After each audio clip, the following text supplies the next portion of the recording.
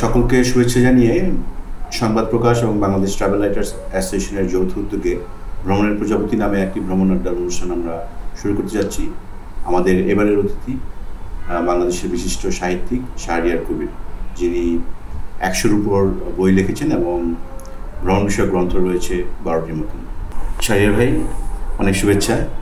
ধন্যবাদ।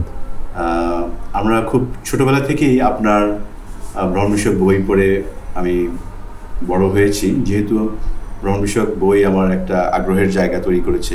আমার মনে আছে বলকান থেকে বাল্টিক এর একটা সিরিজে আপনার বই ছিল, বিরুদ্ধশ্রুতি যাত্রী এবং ক্রান্তিকালের মানুষ, হাত বাড়ালে বন্ধু, এরকম নানা বই তখন আমার যতটুকু মনে পড়ে 90-এর দশকে সেগুলি আমি সংগ্রহ করেছিলাম এবং সেই থেকেই ধরেন আমি আপনার একজন ভক্ত।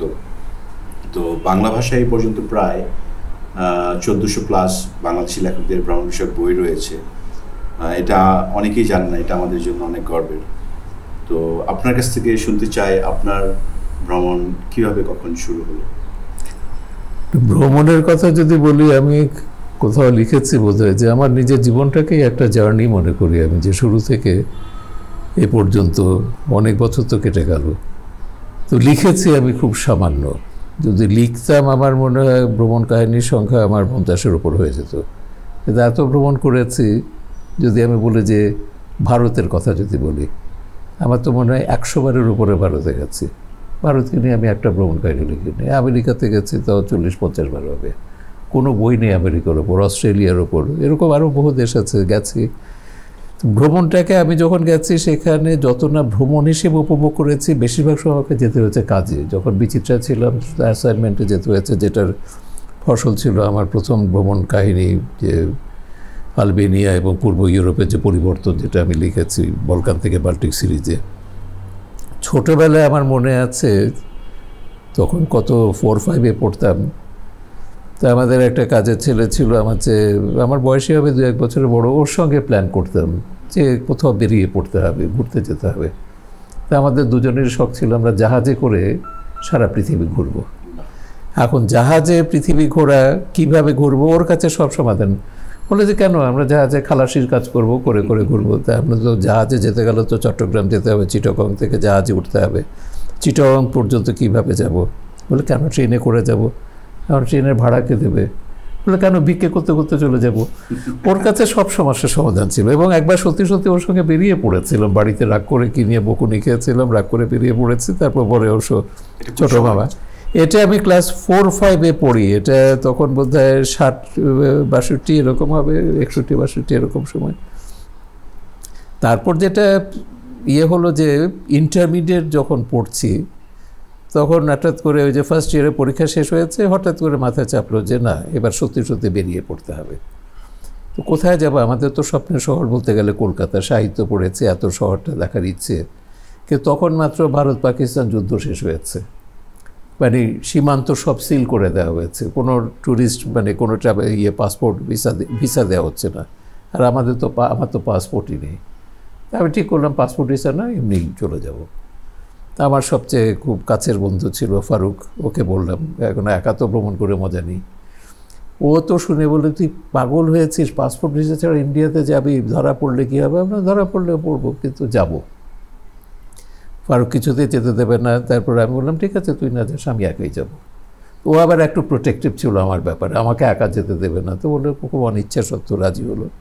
তো ওই বর্ডারে দালাল দিয়ে আমরা পার হয়ে গেলাম ইন্ডিয়াতে। গিয়ে সেই 7 দিন খুব মজা করেছিলাম, কলকাতায় ছিলাম, ছবি দেখেছি, ঘুরেছি অনেক। ফিরে এসে আবার সেই সময় সম্ভবত 2 রকম পাসপোর্ট ছিল, একটা আন্তর্জাতিক আর একটা শুধু ইন্ডিয়া ভ্রমণের জন্য। পাকিস্তান আমি জানি না, ইন্ডিয়া ভ্রমণের জন্য হ্যাঁ ছিল, হতে পারে। কিন্তু তখন আমি ইন্টারমিডিয়েটে পড়ি, আর পাসপোর্ট করতে গেলে জানাজানি হবে, কারণ আমার বাবা পুলিশ বিভাগে কাজ করে, গোয়েন্দা বিভাগে। তো বাড়িতে তো জানিয়ে যাওয়া যাবে না ইন্ডিয়া যাচ্ছে। আমরা বলেছি না, বেড়াতে যাব, যশোরে বেড়াতে যাব, ভাইয়ার এক বন্ধু আছে, বড় ভাইয়ের বন্ধু, তার ওখানে শ্বশুরবাড়ি, এইসব বলে গেছি। গিয়ে তো তারপর ফেরার সময় তো ধরা পড়ে গেছি বমাল। দালালরা সময় মতো ছিল না জায়গাতে, সোজা হাজতে 2 বন্ধু।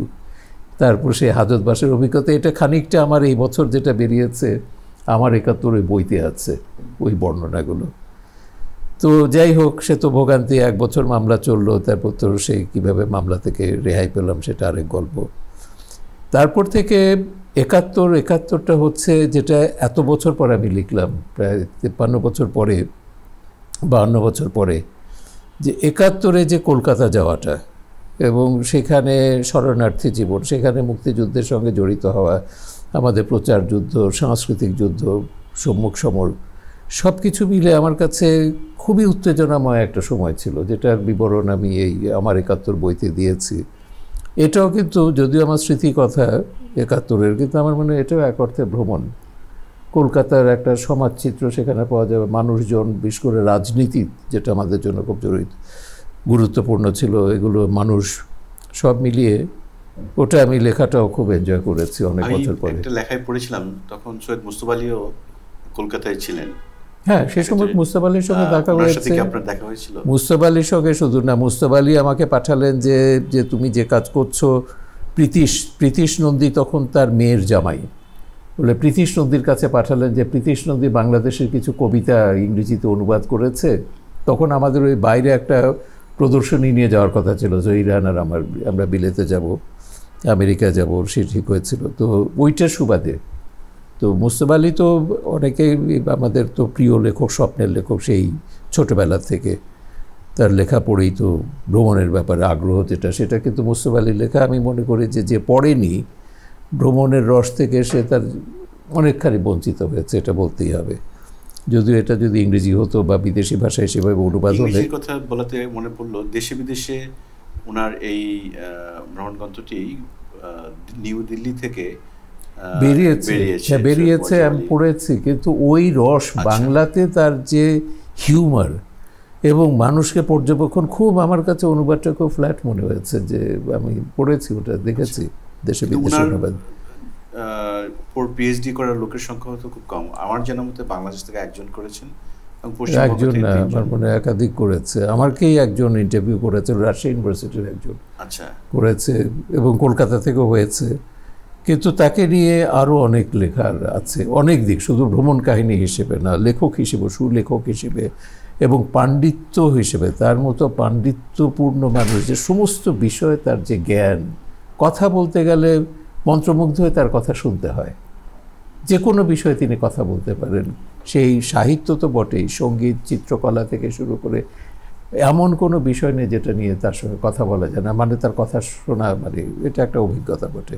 ওই একবারই আমার সঙ্গে দেখা হয়েছিল, এবং প্রীতিশ নন্দীকেও তার সম্পর্কে জিজ্ঞেস করেছিলেন। প্রীতিশ নন্দী তো পরে তো বিখ্যাত সাংবাদিক।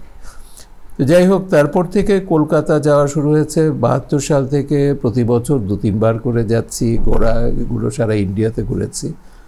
তো ভ্রমণের ব্যাপারে আমার কাছে আমার প্রেফারেন্স যেগুলো, যে সাধারণভাবে যেগুলো ভারতে গেলে সবার প্রথম এসে থাকে না, তাজমহল দেখা, তারপর অজন্তা, ইলোরা, এভাবে যে ঐতিহাসিক জায়গাগুলো, আমার কাছে কিন্তু অদ্ভুত কতগুলো জায়গা, আমি বলি যে কোনো দেশেই যাই, ওই বিখ্যাত ভ্রমণের স্পটগুলো দেখার চেয়ে অদ্ভুত কিছু, যেখানে মানুষ যায় না কিন্তু বিচিত্র সব অভিজ্ঞতা, সেই সব সংগ্রহ করা বা সেই সব দেশের মানুষ দেখা, এটা আমার কাছে অনেক বেশি গুরুত্বপূর্ণ মনে আমার জন্যে। যেটা আমি একটা বইয়ের ভূমিকাতে লিখেছিলাম, যে এত বছর আমি ভারতে গেছি, এটা বলতে 2014-15 সালের দিকে, তাই বলছে এখন পর্যন্ত আমার তাজমহল দেখা হয়নি, অজন্তা, ইলোরা দেখা হয়নি। আমার ভারতীয় বন্ধুরা বহুবার বলেছেন, ঠিক আছে তুমি কাজ ছাড়া আসবে না, আমরা লখনৌতে তোমার জন্য একটা সেমিনার অ্যারেঞ্জ করছি, আগ্রাতে একটা সেমিনার অ্যারেঞ্জ করছি, তুমি লখনৌ দেখে আসো, তাজমহল দেখে আসো। তো কিন্তু পরে তাজমহল যাওয়া হয়েছে, তো সে আরেক গল্প। তো ওই যে চীন, যেমন চীনে কয়েকবার আমি গেছি, তো চীনে তো বেশিরভাগ এগুলো অফিসিয়াল ট্যুর, যেটা সরকারের আমন্ত্রণ জানাচ্ছে, তাদের আইটিনারি প্রথমে ধরিয়ে দেবে, যে ইয়ে থাকবে সেখানে গাইডের মতন, যে প্রথমে চীনের প্রাচীর, গ্রেট ওয়াল থাকবে, তারপর তার প্যালেস থাকবে, এগুলো আমি বললো যে কি এগুলো সব বাদ দাও, এগুলো একবার দেখেছে আমার দ্বিতীয়। তো গতবার আমি যখন গেলাম শেষবার, বললাম আমি চীনের মুসলমানদের অবস্থা দেখতে চাই একটু। তো সেটার জন্য জায়গা ঠিক করলাম, সেটা হচ্ছে একটা সিংকিয়াং, যেটা নিয়ে গন্ডগোল হচ্ছে, আর নিংশিয়া, এই দুটো হচ্ছে মুসলমান প্রধান তাদের অটোনোমাস রিজিয়ন। এবং সিংকিয়াং আর নিংশিয়া সম্পর্কে পড়তে গিয়ে এমন সব মজার মজার জিনিস এবং অদ্ভুত সব ইসেতে, সিংকিয়াংয়ে যেমন আমি সেনজিয়াং বলে এখন বোধহয়, সেখানে গিয়ে আমি দেখছি যে হ্যাভেনলি লেক, খুব কম মানুষ সেখানে গেছে।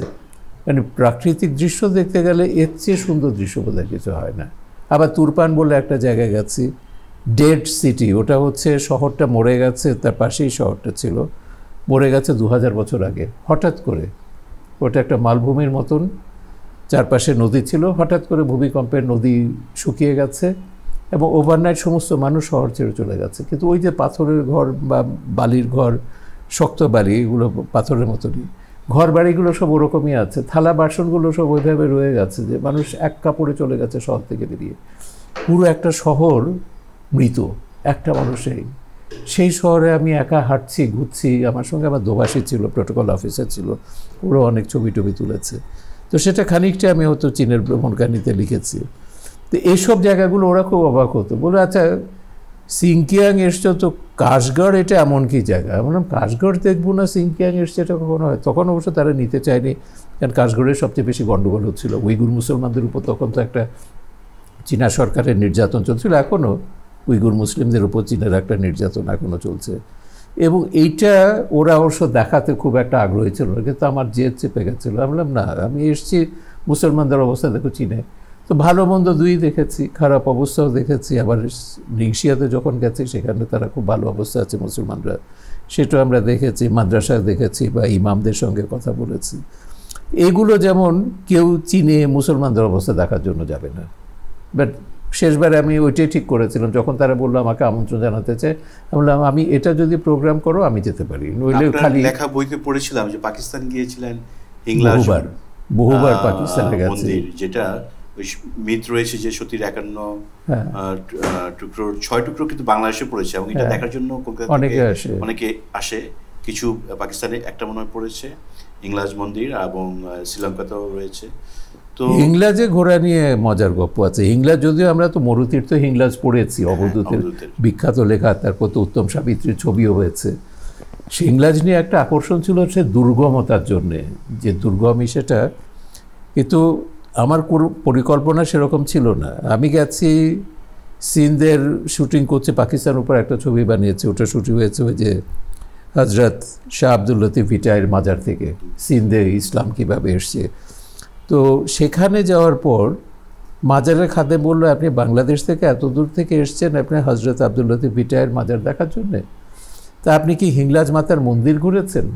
বললাম কেন, ওখানে যেতে হবে কেন? বলে না, বাবার একটা নির্দেশ আছে, বাবা মানে সুফির, বলে বাবার নির্দেশ আছে এই মাজারে আসার আগে সবাই যেন হিংলাজ মাতার মন্দিরটা ঘুরে আসে। আমি বললাম কেন সেখানে যেতে হবে? বলে আপনি সেখানে গেলে জানতে পারবেন কেন যেতে হবে। তো ওখান থেকে ফিরে এসে করাচিতে আমার বন্ধুদের বললাম, আমার বন্ধু তখন পরে সে মন্ত্রীও হয়েছে, হাসিল বিজেঞ্জো, গাউসবক বিজেঞ্জো ছিলেন ন্যাপের জেনারেল সেক্রেটারি, তার ছেলে, সে তখন সিনেটর, আমাদের নির্মূল কমিটি পাকিস্তানের শাখা ছিল তার ভাইস প্রেসিডেন্ট। তো হাসিলকে বললাম, হাসিল আমি হিংলাজ যেতে চাই। হিংলাজটা আবার হচ্ছে বালুচিস্তানে, আর হাসিল ওই বালুচিস্তানের সিনেটর সে। তো ও বললো কোনো অসুবিধা নেই, আমি অ্যারেঞ্জ করে দেবো, আর সিকিউরিটি থ্রেট আছে ওখানে। তো সিকিউরিটি থ্রেটের জন্য দেখলাম হাসিল তো বিশাল আয়োজন, সে আমার সামনে গাড়ি পেছনে গাড়ি সব গানম্যান দিয়ে 3 গাড়ি নিয়ে আমরা রওনা দিলাম হিংলাজে। তো এখন যেটা হাইওয়ে হয়ে গেছে, যেহেতু গাউদিয়ার পোর্টের কাছে আর কি ওটা, তো গাউদিয়ার পোর্ট তো চীনারা তো ওটা অনেক ডেভেলপ করেছে, হাইওয়েটা হয়েছে, কিন্তু প্রচণ্ড সিকিউরিটির কড়াকড়ি ছিল। হাসিল বেজঞ্জোর ওইসব আর্মি টার্মি দেখে ওরা রাস্তা ছেড়ে দিয়েছে, কিন্তু এখনও ওইখানে গাড়ি নিয়ে যাওয়া যায় না। ওটা মাউন্টেন আছে, মেন রোডে গাড়ি রেখে তারপর বেশ খানিকটা কয়েক কিলোমিটার ভেতরে মাউন্টেনের মধ্যে দিয়ে হেঁটে যেতে হয়। অদ্ভুত একটা জায়গা, কিন্তু দুর্গম এসে তারা প্রাচীনত্ব ক্লেইম করে যে মন্দিরের প্রিস্ট দেখাচ্ছে এখানে ভগবান রামচন্দ্র বসে প্রার্থনা করতেন, এখানে শ্রীকৃষ্ণ সে কুরুক্ষেত্র যুদ্ধের পর এখানে এসে প্রায়শ্চিত্ত করেছেন এই মন্দিরে বসে। হিন্দুরা ক্লেম করে ওটা হচ্ছে তাদের হিন্দু ধর্মের সবচেয়ে প্রাচীন মন্দির। আমার ওটার চেয়ে বেশি কৌতূহল ছিল ওইটা, যে শাহ আব্দুল লতিফ ভিটায়ের মাজারে কেন এই কথা বললো। তো মন্দিরে যখন হেড প্রিস্টকে আমি বললাম, প্রধান পুরোহিতকে, যে আমাকে তো ওই মাজারে এই কথা বলেছে, ঘটনাটা কি? এগুলো তো সব কিংবদন্তি, এগুলো কোনো ইতিহাস না, এদের জীবনগুলো তো কিংবদন্তির মতনই। তো বলে দেখুন এটা শাহ আব্দুল লতিফ ভিটাই, উনি হচ্ছেন 17th সেঞ্চুরির একজন এসে সুফি সাধক সিন্ধের। তো তরুণ বয়সে তিনি ঘুরে বেড়াচ্ছেন, ঘুরছেন কি কোত্থেকে তিনি শুরু করবেন, তিনি ইসলাম প্রচার করতে চান, কোত্থেকে শুরু করবেন। ঘুরতে ঘুরতে তিনি এখানে এসেছেন, তার কাছে তিনি স্বপ্নে দেখেছেন যে ওখানে যাও, হিংলাজে যাও, সেখানে তুমি তোমার ঠিকানা পাবে। এখন তিনি মুসলমান, তিনি কি করে হিন্দুর দেবী মন্দিরে যাবেন? আর ওখানে রেস্ট্রিকশনও ছিল তখন, ওখানে ছিল একটা লোহার গেট ছিল, বলা হতো একমাত্র প্রকৃত ভক্তরাই গেলে সেটা দরজা খুলবে, নইলে দরজা খুলবে না, এরকম একটা লিজেন্ড ওখানে আছে। উনি ভাবলেন যে কি আমি তো দেবীর ভক্ত নয়, আমি বিধর্মী, তাদের মতে আমি হিন্দু ধর্মের নই, ইসলাম মুসলমান আমি। তো উনি তখন দুজন সন্ন্যাসীর সঙ্গ নিলেন। তো ওরা গল্প বলছে যে দুজন সন্ন্যাসী নিলেন, তাদেরকে দিয়ে যদি তিনি মন্দিরে ঢুকতে পারেন। তো সন্ন্যাসীরা তাকে নিয়ে গেছে ওখানে, তো বললো যে কি যে ঠিক আছে আগে আমরা দেখি দরজা খোলে কিনা, তুমি গাছতলায় বসো। সন্ন্যাসী দুজন গেল, দরজা খুললো না। তো ওরা দরজা নক করলো, লোহার শব্দ করলো, তো ভেতর থেকে পুরোহিত আসলো। পুরোহিত বললো যে কি হ্যাঁ তোমরা আসবে, আমি কালকেই খবর পেয়েছি, কি তোমাদের সঙ্গে মায়ের একজন ভক্তের আসার কথা ছিল, সে কোথায়? বলে সে তো মুসলমান, ওখানে বসে আছে। বলে ওকে নিয়ে আসো, ও না এলে তো দরজা খুলবে না। মানে তার উপলক্ষে এই হিন্দু সন্ন্যাসীদের জন্য দরজাটা খুললো। তো যাই হোক, তিনি তো শাহ আব্দুল লতিফ ভিটাকে নিয়ে তারা গেলেন। তো শাহ আব্দুল লতিফ ওখানে বসে, দেবী মানে ওটা খুব প্রিমিটিভ, এটা তো বলে যে ওটা কোনো পাথরের, দুটো পাথরের টুকরোর মধ্যে পড়ে আছে, কাপড় চোপড় দিয়ে ঢাকা। মন্দিরও ওরকম না, গুহার মতো, ওখানে মানুষের বানানো কিছু না, আদিম সেই ইয়ে। উনি পাশে, ওটা জায়গাটা হচ্ছে গোয়ালাদের জায়গা। তো গোয়ালারা ওখানে অফারিং দেয়, নারকেল আর দুধ দেয় তাকে, দেবীকে। এবং সেখানে হিন্দু আসে, মুসলমানও আসে, সব ধর্মের মানুষ আছে ওখানে। তো ওখানে অফারিং দিয়েছে। তো শাহ আব্দুল লতিফ পাশে বসে বললেন যে কি মা তুমি শুয়ে আছো কেন, তোমার ভক্তরা তোমাকে দুধ এনেছে, দুধ পান করো। এবং এই কথা শুনে দেবী উঠে বসেছেন এবং দুধ পান করেছেন। এবং তারপর বলছেন যে কি বাচ্চা তুমি কেন এসছো? বললো মা তুমি জানো, সবই জানো আমি কেন এসছি, আমি কোত্থেকে শুরু করব সেটা আমি জানতে চাই। তো দেবী তখন বলেছেন যে আমার এই মন্দিরের নিচে একটা সুড়ঙ্গ আছে, এই সুড়ঙ্গ যেখানে শেষ হয়েছে সেটাই তোমার গন্তব্য, সেখান থেকে শুরু করো। এরা বলছে যে কি ওই সুড়ঙ্গটা ছিল প্রায় 100 মাইলের মতো লম্বা, অনেক দিন লেগেছে তার যেতে। সেটা শেষ হয়েছে সিন্ধের ভিটসা জেলাতে। তো ওই বালুচিস্তান থেকে ওই সুড়ঙ্গের ভেতর দিয়ে তিনি যেতে সিন্ধের ভিটসাতে উঠেছেন। তো সেই থেকে তার নাম আব্দুল লতিফ ভিটাই বলে তাকে, ভিটসাতে। ওখানে তিনি ইসলাম প্রচার শুরু করেছেন। তো তার যে হিন্দু ধর্মের প্রতি তার যে একটা যে ভালোবাসা, বা অন্য ধর্মের প্রতি তার যে এটা কিন্তু আমি ভিটসাতে তার মাজারে দেখেছি, সব ধর্মের মানুষ এখানে আসে। খ্রিস্টানরা সেখানে মেডিকেল খুলেছে, হসপিটালের মতন করেছে, বিশেষ করে ওরসের সময়, যেটা প্রচুর ইসে। আর এখানে দেখেছি, মন্দিরে দেখেছি মুসলিমরা আসে। মুসলিমরা শুধু না, ওই এলাকার মানুষের, মুসলমানদের মধ্যে একটা প্রচার হচ্ছে, তুমি যদি মক্কাতে যদি হজ করার সামর্থ্য না থাকে, তুমি হিংলাজে যাবে। কিন্তু ওরা হিংলাজ মাতা বলে না, ওরা নানি মাতা বলে। যে ওরা বলে নানি মাতা কি হজ, যে নানি মাতার মন্দিরে গেলেও তোমার হজের সওয়াব হবে। এটা মানুষ বিশ্বাস করে ওখানকার। এগুলো একেবারে লোকজ ইসলাম যেটাকে আমি বলি। এক এক জায়গায় তো ইসলাম এক একভাবে এসছে, বা মানুষের মধ্যে বিশ্বাস এক এক রকম। সেটা হয়তো মোল্লাদের কাছে সেটা প্রকৃত ইসলাম নেই। তবে এই যে মানুষের যেটা ভালোবাসা, আমি ওখানে একজন ইয়েকে দেখলাম, মুসলিম একটা ছেলে, জটা টটা হয়ে গেছে, করাচি থেকে এসছে। তাই আমি বললাম তুমি মুসলমান, এখানে এসছো? বলে না আমি প্রতি বছর আসি এখানে। তাই আমি বললাম তো তুমি কী করো? বলে আমি আসি এখানে ভজন গাই, আর কিছুই না, ভজন গাই। আমি বললাম তো ভজন শোনা। আমি ওটা রেকর্ডও করেছি, হিংলাজ মাতারকে নিয়ে তার লেখা ভজন, প্রচলিত ভজন একটা সে গেয়েছে। তো এরকম সব বিচিত্র অভিজ্ঞতা, যেগুলো আমি খুব কমই লিখেছি, হিংলাজের এটা এখনও লেখা হয়নি। না, এখন আমার কাছে যেটা মাথার ভিতর প্রশ্ন আসলো, মানে আমরা যারা ভ্রমণ শুরু করি তারা বেশিরভাগই দেখা যায় যে বেশিরভাগ ক্ষেত্রে আমাদের ভারত ভ্রমণ দিয়ে শুরু করি। তো অনেকেই জানে, বা হয়তো ভুল ধারণাও থাকতে পারে, যে বলা হয়ে থাকে যে কেউ যদি পাকিস্তান ভ্রমণ করে তাহলে তার ভারতের ভিসা পেতে সমস্যা হয়। মানে আপনার কি এরকম কিছু ঘটেছিল কিনা? প্রথমবারই তো যেটা প্রচণ্ড সমস্যা হয়েছিল, যেটা ভিসা পেতে, ওখানে পরে অবশ্য তার সঙ্গে হয়ে গেছে, যে প্রেস মিনিস্টার ছিল এখানে পাকিস্তান এম্বাসিতে, আমি যখন অ্যাপ্লাই করলাম ওটা করাচিতে একটা কনফারেন্স ছিল, ইন্টারন্যাশনাল কনফারেন্স। তখন আমি international institute of social history, যেটা আছে নেদারল্যান্ডে, একটা ওয়ার্ল্ডের লার্জেস্ট আর্কাইভ যেটা বলা হয় মার্কসিস্ট লেনিনিস্ট হিস্ট্রির, ওই আর্কাইভের আমি তখন সাউথ এশিয়ান রিপ্রেজেন্টেটিভ। তো আমরা বসে ঠিক করেছি ওটা একটা ওরাল হিস্ট্রি ট্রেনিংয়ের একটা হবে, কনফারেন্স হবে সাবকন্টিনেন্টাল। ওইটা ভেন্যু ঠিক করেছি আমরা করাচিতে। তো ওইটা যেহেতু সাউথ এশিয়া আমার আন্ডারে ছিল, তো করাচিতে আমারই নিয়ে ছিল। আমি বললাম দেখো, ইন্ডিয়ানরা মোটামুটি তাদের হিস্ট্রি প্রিজার্ভেশনের ব্যাপারে যথেষ্ট সচেতন, কিন্তু পাকিস্তানে হিস্ট্রি হারিয়ে যাচ্ছে। তখন তো ওই যে জেনারেল মোশাররফ এসছে, তো সেখানে এই যে মহেঞ্জোদারো টাঞ্জোদারো সব কিছু বিলুপ্ত হয়ে যাচ্ছে। আমরা পাকিস্তানে অ্যাওয়ারনেসটা তৈরি করা বেশি দরকার। তো ওইটার আমন্ত্রণ নিয়ে আমি যখন অ্যাম্বাসিতে গেলাম, তো ওরা বললো যে কি, যে মিস্টার কবির, আমরা তোমাকে খুব ভালো করে জানি, তুমি ভয়ঙ্কর এন্টি পাকিস্তানি, এবং তোমাকে আমরা কেন ভিসা দেব।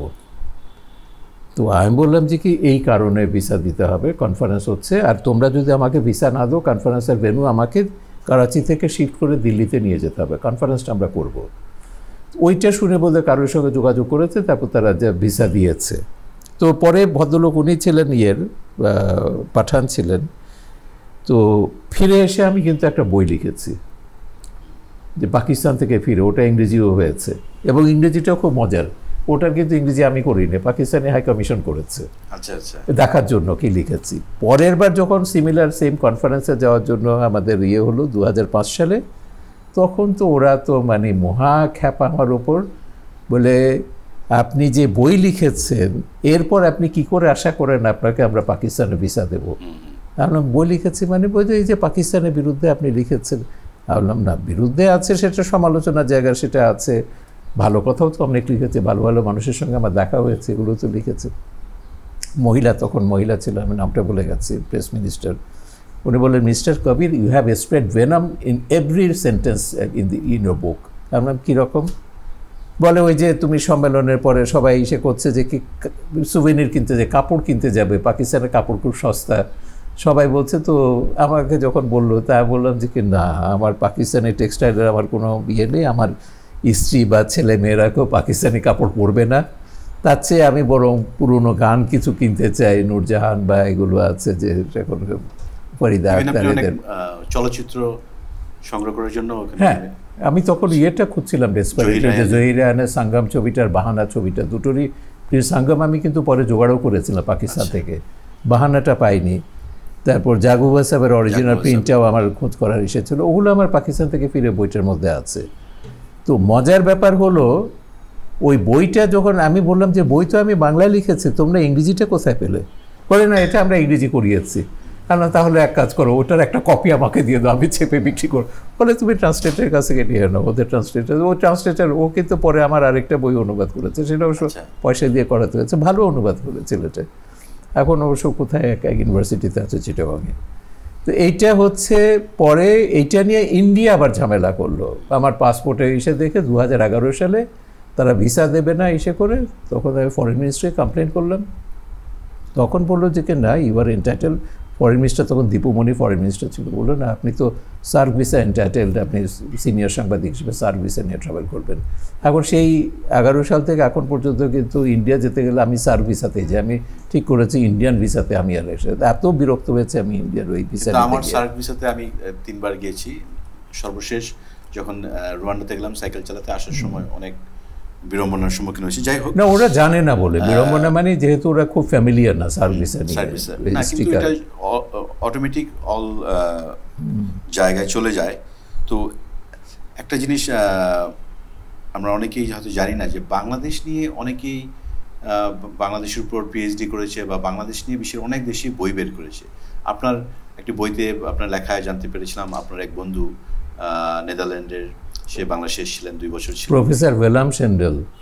আমি মনে করি ওয়েলাম সেন্ডেল বাংলাদেশ নামে যে বইটা লিখেছে, বিদেশিদের লেখা বাংলাদেশের উপর সবচেয়ে সেরা বই হচ্ছে ওটা। এত ইনফরমেশন এবং খুব অবজেক্টিভ তার যে পর্যালোচনা, মুক্তিযুদ্ধ থেকে শুরু করে পাকিস্তান আমলও সেখানে আলোচনা করে আছে, এবং অনেক এভরি ডিটেইল এসে গেছে।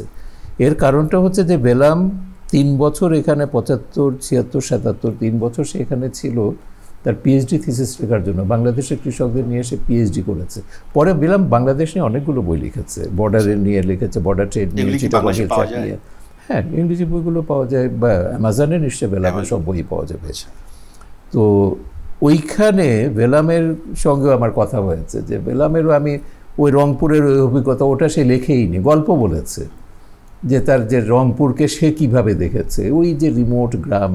আমরা বেলাম তুমি পেরেছো, এটা আমার পক্ষে সম্ভব হবে না, কিন্তু ওর কাছে অদ্ভুত বলেছে, এরকম এক্সোটিক সোসাইটি এবং মানুষের মধ্যে সর্বক্ষণ উত্তেজনা, ছটফট করছে মানুষ, এবং কালকে কি হবে কিছুই জানে না। আর আমরা বলে ইউরোপে এমন একটা গদবাঁধা জীবনযাপন করি, আগামীকাল কী হবে, আগামী সপ্তাহে কী হবে, আগামী মাসে কী হবে, আগামী বছর কী হবে, সব আমার রুটিনে ছক বাঁধা, এর বাইরে কোনো আমার জীবন নেই। আর বাংলাদেশে গিয়ে দেখলাম যে কী সব ভয়ঙ্কর সব রাজনৈতিক ঘটনা ঘটছে, সামাজিক ঘটনা, মানুষের মধ্যে উত্তেজনা, কাল কী হবে কেউ কিছু জানে না, এবং অনিশ্চয়তাকে যে উপভোগ করতে পারে মানুষ, বলে এইটা বাংলাদেশে না গেলে আমি জানতাম না। আমি মনে করি এই ব্যাপারে বাংলাদেশের পররাষ্ট্র মন্ত্রণালয় এবং বিদেশে বাংলাদেশের যে দূতাবাস রয়েছে, তারা যদি উদ্যোগ নেয়, তাহলে সারা পৃথিবীব্যাপী বাংলাদেশের উপর যারা যারা বই বের করেছেন, সেই বইগুলি তারা কিন্তু সংগ্রহ করে ঢাকায় পাঠাতে পারেন, এবং একটা নির্দিষ্ট জায়গায় ফরেন মিনিস্ট্রির এটা এদের করা উচিত। কিন্তু আমি বলবো না যে এই যে আমার বন্ধু সঞ্জয় ভারদ্বাজ জেএনইউতে, তাদের একটা সাউথ এশিয়ান ইনস্টিটিউট আছে হিস্ট্রি ডিপার্টমেন্টের আন্ডারে, যে সঞ্জয় বলেছে সে বলতে 14টা না 15টা পিএইচডি গাইড করেছে অন বাংলাদেশ। সে সবসময় আগ্রহী, তার ছাত্ররা কেউ যদি সাবজেক্টের জন্য আসে, সে বাংলাদেশে বিভিন্ন বিষয়ে তুলে ধরবে, যে কিনা আছে বাংলাদেশের নদী নিয়ে কাজ করো, বাংলাদেশের টেক্সটাইল নিয়ে কাজ করো, গার্মেন্টস নিয়ে কাজ করো। তো এইভাবে সে গাইড করে, কিন্তু আমাদের সরকার কিন্তু এগুলোকে সেভাবে উৎসাহিত করতে, এখন মাত্র বঙ্গবন্ধু চেয়ার হয়েছে জেএনইউতে কদিন আগে, কিন্তু এইগুলো করা উচিত। বিদেশে বহু স্কলার বাংলাদেশ নিয়ে আগ্রহী। এখন আমাদের এই যে তুরস্কে আমার বন্ধু আছে, সাইপ্রাসে থাকে, ওই যে আমাদের টার্কিশ নির্মূল কমিটির প্রেসিডেন্ট ফেরহাত আতিক, বিখ্যাত চলচ্চিত্র নির্মাতা, তার বোধহয় ডকুমেন্টারিতে তুরস্কের highest award winning documentary film maker, সে ইন্টারন্যাশনাল অ্যাওয়ার্ড উইনিং। তো আমাকে কয়েক মাস ধরে বলছে, শাহরিয়ার আমি বাংলাদেশে মুক্তিযুদ্ধ নিয়ে কাজ করতে চাই, গণহত্যা নিয়ে কাজ করতে চাই, আমাকে একটা স্টাইপেন্ড বা স্কলারশিপ কিছু একটা ম্যানেজ করে দেওয়া যায় কি না। আমি অনেক চেষ্টা করেছি।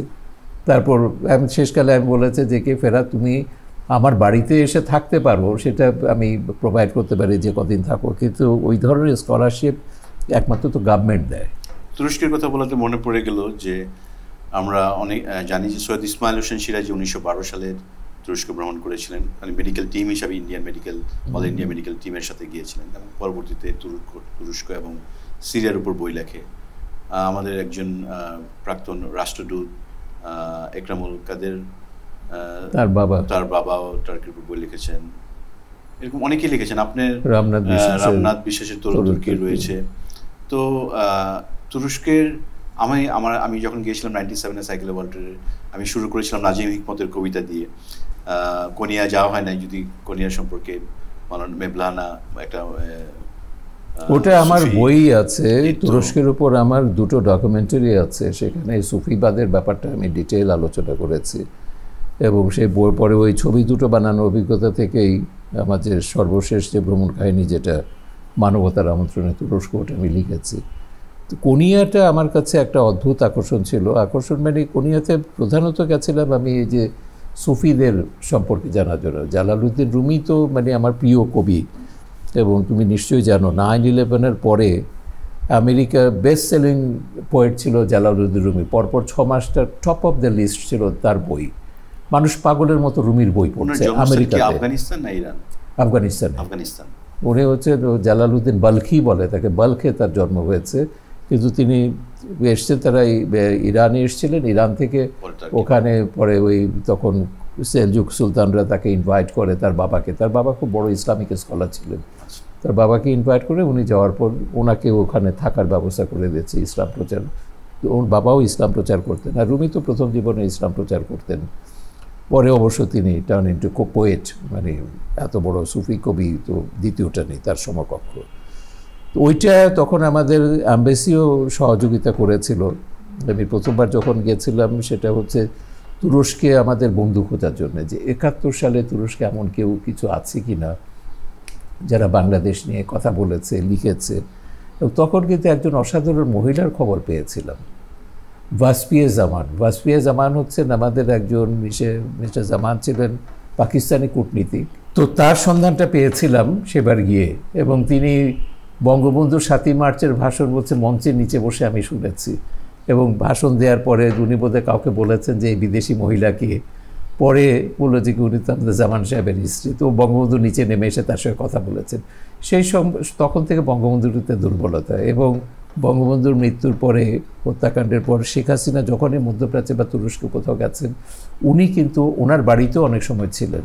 বলে ইয়াসের আরাফাত থেকে শুরু করে অনেকের সঙ্গে দেখা করার ব্যবস্থা মাদাম ওয়াসফিয়া জামান করেছিলেন, এবং আমাদের প্রধানমন্ত্রী শেখ হাসিনা তাকে অত্যন্ত শ্রদ্ধা করেন, কয়েক বছর আগে মারা গেছেন। ওর কিন্তু বাড়িও ছিল এখানে, এবং তিনি নিজেকে বলতেন যে আমার তো অরিজিন তুরস্কে হতে পারে, কিন্তু বাংলাকে আমার সবসময় নিজের দেশ মনে হয়। বলে এখানে আমার ছোট্ট একটা অ্যাপার্টমেন্ট আছে, কিন্তু গুলশান আমার বিরাট বাড়ি, আমি সেখানেই শেষ জীবনে কাটবো। কিন্তু দুর্ভাগ্যের বিষয় বাড়ি তার হাতছাড়া হয়ে গেছে, ওই বাড়িতে তিনি থাকতে পারেননি। এটা আমাদের জন্য খুব দুর্ভাগ্যের।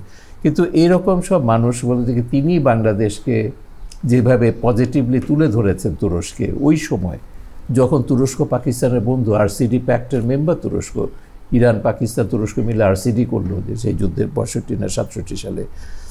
তো এরকম সব মানুষের খোঁজ করতে গিয়ে তখন আমি ওই আমাদের অ্যাম্বাসেডারই বললেন, মুস্তাফিজ সাহেব তখন বোধহয় অ্যাম্বাসেডার ছিলেন, আমি বললাম যে একটু আমরা কোনিয়াটা দেখে আসবো। তো কোনিয়াতে ওই সিনেমা দেখতে গিয়ে ওদের যে অফিসিয়াল যে ইয়েটা গ্রুপটা আছে, তাদের ডিরেক্টর, ওখানে যে কালচারাল সেকশনের হেড, তার সঙ্গে কথা বলতে গিয়ে একটা আমি তখনই ঠিক করেছি আমি এটা নিয়ে একটা ডকুমেন্টারি করব। কথা বলতে গিয়ে হুজুর কাছে তিনি একেবারেই ইংরেজি বলতে পারেন না, আর এটা নিয়ে আমরা ফিলসফিক্যাল বিষয়ে আলোচনা করছি। আমাদের দোভাষীও খুব ভাঙা ভাঙা ইংরেজি বলতে পারেন, কিন্তু ওইগুলো আমি বুঝতে পারছিলাম তিনি মোটেই ট্রান্সলেট করতে পারছেন না তিনি যা বলছেন। আমি বললাম এখানে ইংরেজি জানা কেউ আছে কি না? উনি বললেন আমার ছেলে চমৎকার ইংরেজি বলে, সে ইংরেজিতে পড়াশোনা করেছে। আমি তোমার ছেলে, আপনার ছেলে কি করে? বললেন না, সেও একজন দরবেশ। তো ওই ছেলেটা তখন ডেকে পাঠালেন ছেলেকে, ছেলে এলো। ছেলের কথা শুনে আমি এত ইমপ্রেসড হয়েছিলাম, একে নিয়ে আমার ছবিটা করবো। এবং আমার প্রথম ছবিটা হচ্ছে মিথাস ড্রিম, ওর নাম হচ্ছে মিথাস ও জাকল। একজন তরুণ দরবেশ, মানে একজন তরুণ তুর্কি, কেন সে এই জীবন বেছে নিচ্ছে, সুফিদের জীবন, কি আকর্ষণ তার। তো সুফিরা কিন্তু যারা সংসার ধর্ম করে, তারা একেবারে যে বিয়েটে করবে না তা না, সংসার ধর্ম করছে। সে তার স্ত্রীকে, আমি কথা বলেছি আমার ছবিতে, আমি বললাম তুমি কেন একটা সুফিকে বিয়ে করতে গেলে? সে মেয়েটাও ক্যালিগ্রাফি করে সুন্দর, ধর্ম দুজনেই ধার্মিক, তাতে কোনো সন্দেহ নেই, কিন্তু কোনো রকম গোড়ামি নেই। এবং আধুনিকতার কথা বলতে গেলে থেকে মিথাতের কথা শুনে সে শেক্সপিয়ার থেকে শুরু করে ইংরেজি সাহিত্য সে ধুয়ে খেয়েছে, ফিলসফি নিয়ে কথা বলেছে, এমনকি ফিল্ম নিয়ে যখন কথা বলছে সে বলছে তারকোভস্কি হচ্ছে তার প্রিয় পরিচালক। আমি শুনে অবাক যে তুরস্কের একটা কোনিয়ার মতন জায়গায় একটা সুফি বলছে তারকোভস্কি তার প্রিয় পরিচালক, যে অ্যাবস্ট্রাক্টিজম বোঝার মতন ক্ষমতা আমাদের দেশে খুব কম মানুষের আছে। তো এরকম ইন্টেলেকচুয়ালি ক্যাপেবল। তারপর তো ওখানে ওই যে সাংবাদিক, শুটিং করতে গিয়ে এক সাংবাদিকের সঙ্গে পরিচয় গেল। ওদের ওই যে মেহের বা পত্রিকা, ডেইলি পেপার, ওরা আবার জার্নালও বের করে। ওরা দেখে খুব অবাক হয়ে গেল যে আমি বাংলাদেশ থেকে এসেছি, জালালউদ্দিন রুমিকে নিয়ে ছবি বানাচ্ছি।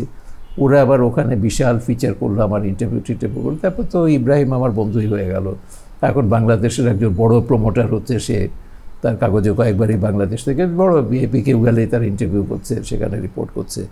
তো তুরস্কে শুধু যাওয়ার যে, এখন তো তুরস্ক মানে আমার সেকেন্ড হোমের মতন হয়ে গেছে। আমি যখনই ইউরোপ যাই। তরুণ তুর্কি রামনাথ বিশ্বাসের কথা বলছিলেন, আপনি নিশ্চয়ই অবগত রয়েছেন। গত বছর আমরা রামনাথ বিশ্বাসের বসতভিটা পুনরুদ্ধার করার জন্য চেষ্টা চালিয়েছিলাম, প্রোগ্রাম করেছি, এবং 5 একর জায়গা বেদখল ছিল, এর ভিতরে 1 একর জায়গা ডিসি মহোদয়ের হস্তক্ষেপে এটা অনুমোদন হয়েছে। এবং আমাদের দাবি ছিল ওখানে একটা রামনাথ বিশ্বাস নামে একটা পাঠাগার এবং একটা যুব নিবাসের মতো করা যায়, তাহলে দেখা যেত বাংলাদেশ বা বিশ্বের অন্যান্য দেশ থেকেও রামনাথ বিশ্বাসকে জানার জন্য ওই জায়গায় যেতে পারতো। তো রামনাথ বিশ্বাসের কথা আমি যখন সাইকেলে ওয়ার্ল্ড ট্যুর করেছিলাম, আমার মনে রয়েছে আপনি তখন আমাকে আব্দুল গাফর চৌধুরীর নাম্বার দিয়েছিলেন। কারণ গাফর ভাইয়ের সাথে দেখার পর উনি বলেছিলেন ওনারা যখন তরুণ ছিলেন তখন রামনাথ বিশ্বাস ছিল ওনাদের স্বপ্নের নায়ক। তো আপনার মুখ থেকে রামনাথের কথা একটু শুনতে চাই। না, রামনাথ বিশ্বাস সেটা আমাদের সবারই যারা ভ্রমণ কাহিনী লিখেছে, এবং আমি তুরস্কের ওপর বলতে গেলে যতগুলো ভ্রমণ বই বেরিয়েছে সবগুলোই আমি পড়েছি। কিন্তু রামনাথ বিশ্বাসের লেখা যেটা হচ্ছে তরুণ তুর্কি, যেটা এটা তো যে mid-30s লেখা, গত সেঞ্চুরিতে, কিন্তু সেখানে তার যে অবজারভেশন এবং যে সমাজকে জানা, মানুষকে জানা, পারিপার্শ্বিক রাজনীতি, অর্থনীতি সব কিছু যেভাবে তিনি তুলে ধরেছেন, হাত হয়তো লেখার হাত অতটা পাকা নয় লেখক হিসেবে, কিন্তু আমি বলবো ভ্রমণ কাহিনী এটার কোনো দ্বিতীয় তুলনা হতে পারে না। ওই পরিশ্রম আমি করব না যেটা হচ্ছে তিনি যেটা করেছেন।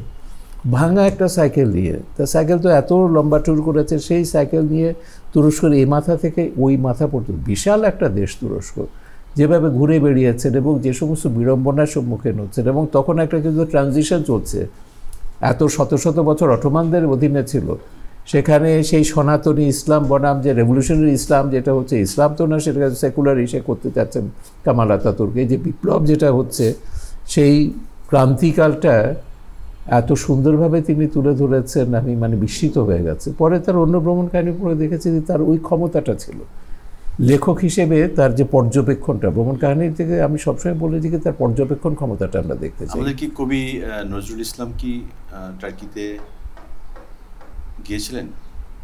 নজরুল টার্কিতে গিয়েছেন কিনা মধ্যপ্রাচ্যে তো গিয়েছেন তিনি, সাথে তুরস্ক পর্যন্ত গিয়েছেন। নজরুলের লেখা কোনো ভ্রমণ কাহিনী না, টার্কির বিষয় নেই, কিন্তু তিনি মিডল ইস্টে মেসোপটেমিয়াতে তো গিয়েছেন। মেসোপটেমিয়ার ওপর বেশ কিছু ওই সময়কার ভ্রমণ কাহিনী আছে। আচ্ছা, যে আমার কাছেও একটা, আমি খুঁজে দেখব, ওটা যখন এখানে একটা মেডিকেল কোর হয়েছিল, তখন ভলেন্টিয়াররা, বাঙালিরা, এরা ভলেন্টিয়ার টিমের নাম লিখিয়ে যুদ্ধ করতে গেছে প্রথম বিশ্বযুদ্ধে। হ্যাঁ, বাঙালি পল্টন বলতো। তো বাঙালি পল্টন তো একটা ছিল, কিন্তু ইন্ডিয়ান কোর একটা ছিল।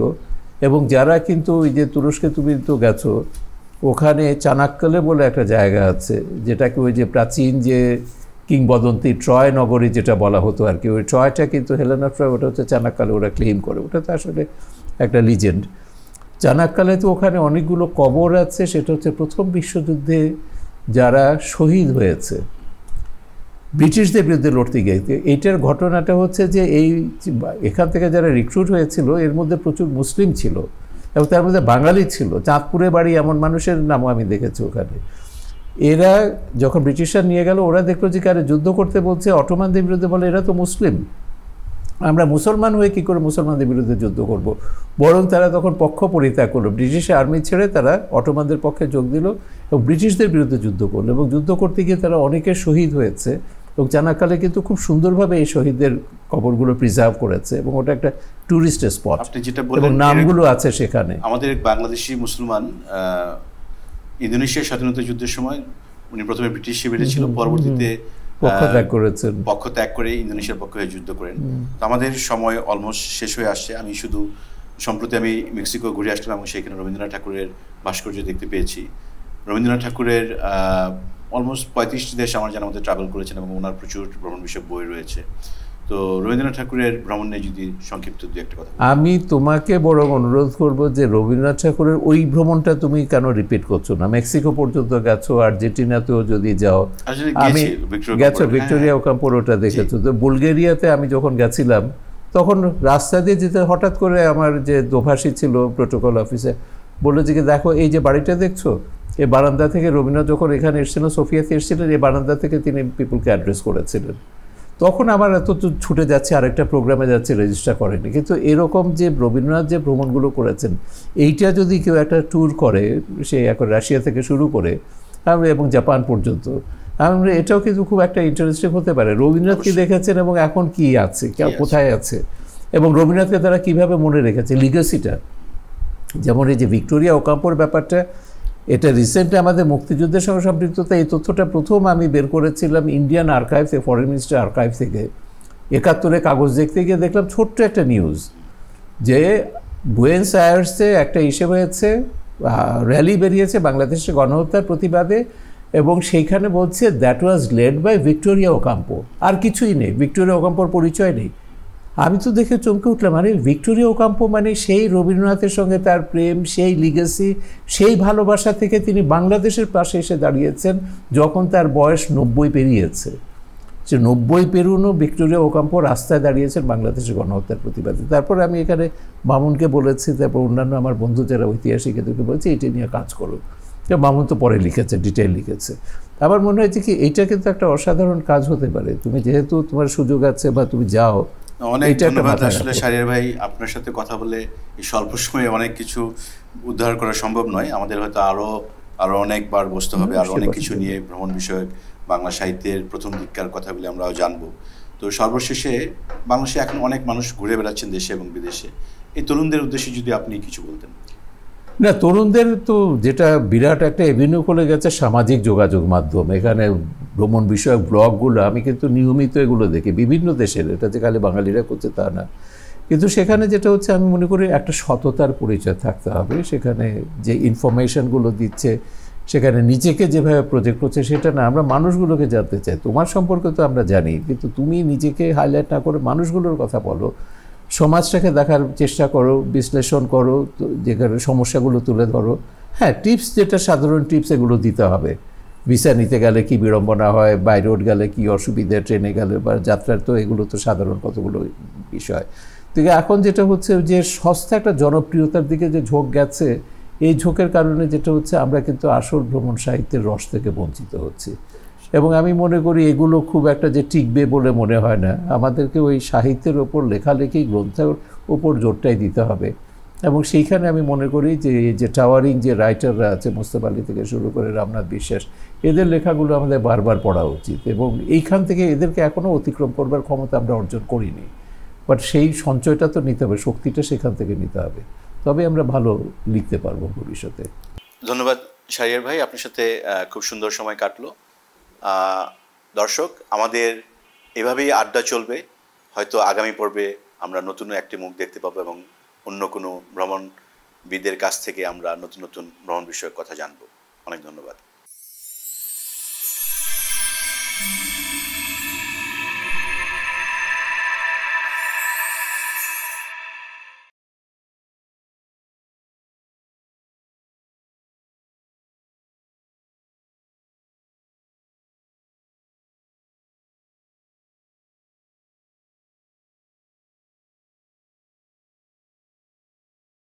সংবাদ, ফিচার ও অনুষ্ঠানের জন্য ভিজিট করুন সংবাদ প্রকাশের ওয়েবসাইট এবং যুক্ত থাকুন ফেসবুক পেজ ও ইউটিউব চ্যানেলের সঙ্গে।